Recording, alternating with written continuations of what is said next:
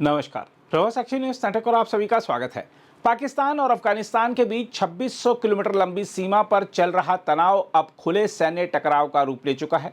दोनों देशों ने एक दूसरे पर हवाई हमले, ड्रोन स्ट्राइक और सीमा चौकियों पर हमलों का आरोप लगाया है।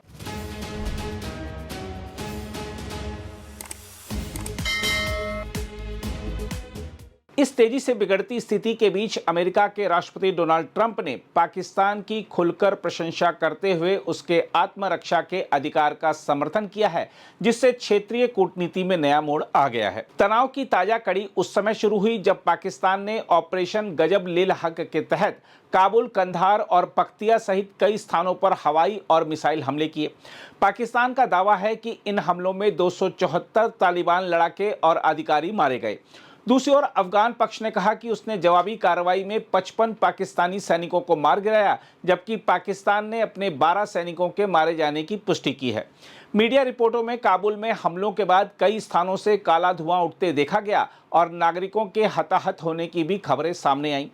उधर अफगानिस्तान में सत्ता पर काबिज तालिबान नेतृत्व ने हमलों के कुछ घंटों बाद संवाद की इच्छा जताई है। तालिबान के प्रवक्ता जबीहुल्लाह मुजाहिद ने कहा है कि इस्लामिक अमीरात हमेशा बातचीत के जरिए मसले सुलझाने की कोशिश करता रहा है और अब भी वह वार्ता के लिए तैयार है। इस पूरे घटनाक्रम में अमेरिका की भूमिका विशेष ध्यान खींच रही है। अमेरिकी राजनीतिक मामलों की उप विदेश मंत्री एलिसन हुकर ने पाकिस्तान की विदेश सचिव आमना बलूच से बातचीत के बाद कहा कि अमेरिका स्थिति पर नजर रखे हुए है और तालिबान के हमलों के खिलाफ आत्मरक्षा करने के पाकिस्तान के अधिकार का समर्थन करता है। उन्होंने यह भी आरोप लगाया कि तालिबान आतंकवाद विरोधी प्रतिबद्धताओं को निभाने में विफल रहा है। राष्ट्रपति डोनाल्ड ट्रंप ने भी पाकिस्तान के नेतृत्व की खुलकर सराहना की। उन्होंने कहा कि पाकिस्तान के साथ उनके बहुत अच्छे संबंध हैं और वहां एक महान प्रधानमंत्री और महान जनरल हैं जिनका वह सम्मान करते हैं। ट्रंप ने कहा कि पाकिस्तान बहुत बढ़िया प्रदर्शन कर रहा है। यह बयान ऐसे समय में आया है जब पाकिस्तान के रक्षा मंत्री ने दोनों देशों के बीच खुले युद्ध जैसी स्थिति की बात कही है। ट्रंप के इन बयानों को कूटनीतिक हलकों में पाकिस्तान के पक्ष में झुकाव के रूप में देखा जा रहा है। पहले जहां अमेरिका तालिबान के साथ समझौते और क्षेत्रीय स्थिरता की बात करता था, वहीं अब वह खुले तौर पर पाकिस्तान के आत्मरक्षा अधिकार का समर्थन कर रहा है। इससे यह संदेश जाता है कि वॉशिंगटन इस संघर्ष में इस्लामाबाद के साथ खड़ा है।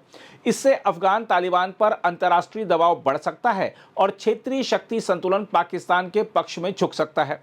इस टकराव का सामरिक महत्व बेहद गहरा है। अफगानिस्तान और पाकिस्तान की सीमा क्षेत्र पहले से ही उग्रवादी संगठनों की गतिविधियों का केंद्र रहा है। यदि यह संघर्ष लंबा खिंचता है तो इससे पूरे दक्षिण एशिया और मध्य एशिया में अस्थिरता फैल सकती है। चीन, ईरान और रूस जैसे देश भी इस क्षेत्र में अपने सामरिक हित रखते हैं।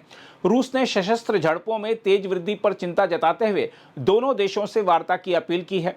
संयुक्त राष्ट्र महासचिव एंटोनियो गुतेरेस ने भी हिंसा पर गहरी चिंता व्यक्त करते हुए तत्काल संघर्ष विराम और कूटनीतिक समाधान का आह्वान किया है। यूरोपीय संघ ने भी अफगान क्षेत्र का उपयोग दूसरे देशों पर हमले के लिए न होने देने की बात दोहराई है। ब्रिटेन ने तनाव कम करने का आग्रह किया है। चीन ने युद्ध विराम की अपील की है और ईरान ने मध्यस्थता की पेशकश की है। इन प्रतिक्रियाओं से स्पष्ट है कि यह संघर्ष केवल द्विपक्षीय मामला नहीं रह गया है, बल्कि वैश्विक शक्तियां भी इसकी दिशा पर नजर रखे हुए हैं। देखा जाए तो सामरिक दृष्टि से पाकिस्तान का काबुल और कंधार जैसे शहरों को निशाना बनाना महत्वपूर्ण संकेत है। यह पहली बार है जब उसने सीधे अफगान शासन संरचना को लक्ष्य बनाया है। वहीं अफगानिस्तान की जवाबी ड्रोन कार्रवाई यह दिखाती है कि वह भी सैन्य स्तर पर जवाब देने में सक्षम है। बहरहाल, ट्रंप के बयानों ने इस पूरे संकट को और संवेदनशील बना दिया है। यदि अमेरिका खुलकर पाकिस्तान के साथ खड़ा रहता है तो यह तालिबान को और अलग थलग कर सकता है।